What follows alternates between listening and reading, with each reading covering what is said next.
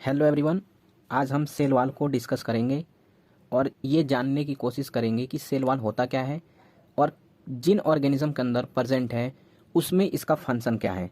तो सबसे पहले हम देखते हैं कि सेल वॉल है क्या। तो सेल वॉल सेल मेम्ब्रेन के ऊपर एक डेड मेम्ब्रेन होता है, नॉन लिविंग होता है, जिसको हम सेल वॉल कहते हैं। ये एक सेल है और इस सेल का ये सेल मेम्ब्रेन है, या इसी को हम प्लाज्मा मेम्ब्रेन कहते हैं। इसके आउटर मेम्ब्रेन पे एक और डेड मेम्ब्रेन होता है, इसी को हम सेल वॉल कहते हैं। और ये सेल वॉल कुछ ऑर्गेनिज्म के अंदर होता है और कुछ के अंदर नहीं होता। तो जिनके अंदर होता है उनके अंदर इसका क्या फंक्शन है, इसको देखने की कोशिश करेंगे। सेल वॉल एनिमल्स के अंदर नहीं पाया जाता। सेल वॉल एनिमल्स के अंदर अब्सेंट होता है, नहीं देखा जाता। उसके साथ साथ जितने भी बैक्टीरिया हैं उनके अंदर सेल वॉल होता है, एक को छोड़ के, वो एक्सेप्शन है। एक्सेप्शन में है माइकोप्लाज्मा। माइकोप्लाज्मा के अंदर सेल वॉल नहीं देखा जाता। और माइकोप्लाज्मा एक ऐसा बैक्टीरिया है जो दुनिया का सबसे छोटा सेल है। उसके साथ साथ ये बिना ऑक्सीजन के भी जिंदा रह सकता है।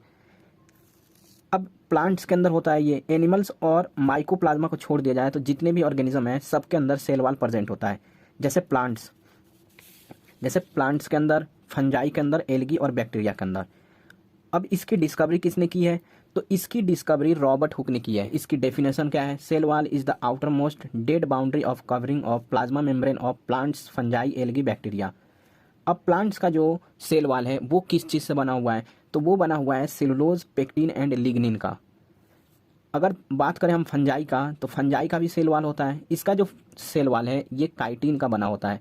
और एल्गी का भी सेलुलोज का ही बना होता है। और बैक्टीरिया के अंदर माइकोप्लाज्मा को छोड़ दिया जाए तो बैक्टीरिया की जितनी भी सेल वॉल बनी होती है वो पेप्टाइडोग्लाइकन, या इसी को हम म्यूरिन कहते हैं। अब सेल वॉल का फंक्शन क्या है, इसका फंक्शन क्या है, अब ये देख लेते हैं। तो cell wall provides rigidity. Rigidity का मतलब होता है हार्ड, जैसे सॉलिड होता है हार्ड। अगर कोई चीज़ हार्ड होती है तो उसका एक फिक्स्ड शेप होता है। तो रिजिड है, रिजिडिटी प्रोवाइड करा रहा है तो उसका एक शेप भी होगा और ये प्रोटेक्शन में हेल्प करेगा। ये इसका सेल वॉल का फंक्शन है। और ये सपोर्ट भी करेगा। अब सपोर्ट कैसे करेगा?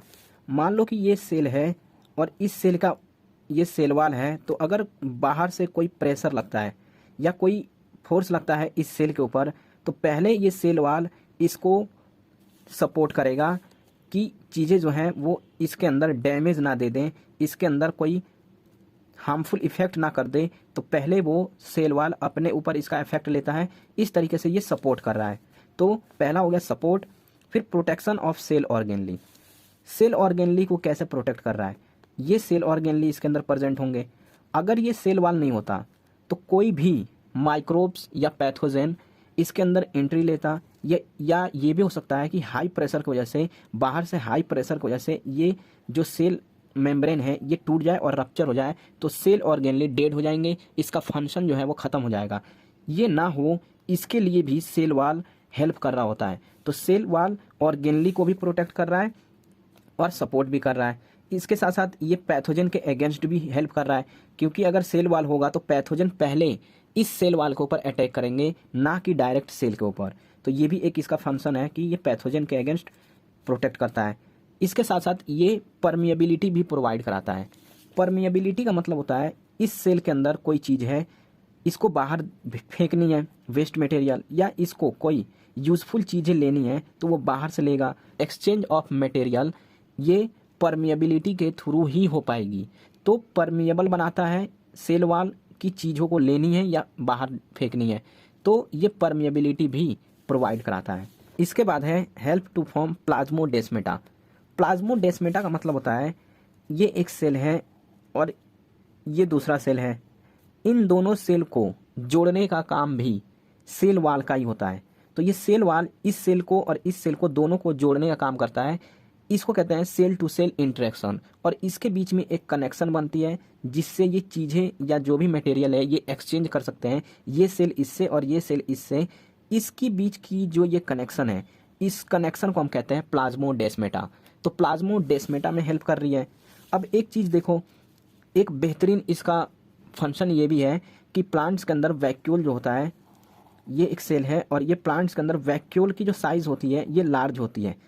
अगर ये वैक्यूल्स की साइज़ लार्ज होते चली जाएगी, क्योंकि इसके अंदर गैसेस वगैरह, वेस्टेज मटेरियल या बहुत सारे एंजाइम्स जो होते हैं इसी के अंदर फिल होते हैं, तो इसकी साइज़ इंक्रीज़ करेगी और ये वैक्यूल्स इस सेल मेम्ब्रेन के ऊपर एक प्रेशर लगाएगा, और प्रेशर लगाएगा तो टूटने का चांस रहता है इस सेल मेम्ब्रेन का। तो अगर ये सेल मेम्ब्रेन टूट गया तो जितने भी इसके अंदर कंपोनेंट्स पड़े हुए हैं ये सब के सब नष्ट हो जाएंगे, ख़राब हो जाएंगे।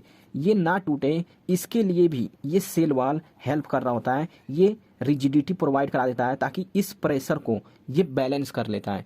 तो यहाँ पर भी इसका इम्पोर्टेंस एक फंक्शन देखने को मिलता है। नेक्स्ट वीडियो में हम प्लाज्मा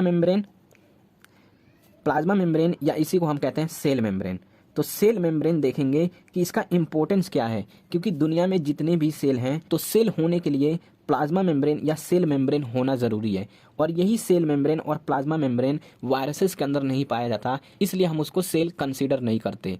ये नहीं कि जेनेटिक मटेरियल जो है वो सेल को डिसाइड करती है, जेनेटिक मटेरियल वायरस के भी अंदर होता है, तो क्या हम उसको सेल कहते हैं? नहीं। तो सेल होने के लिए प्लाज्मा मेम्ब्रेन या सेल मेम्ब्रेन का होना ज़रूरी है। तो इसका क्या इंपॉर्टेंस फीचर है, क्या है ये, इसको हम नेक्स्ट वीडियो में देखेंगे।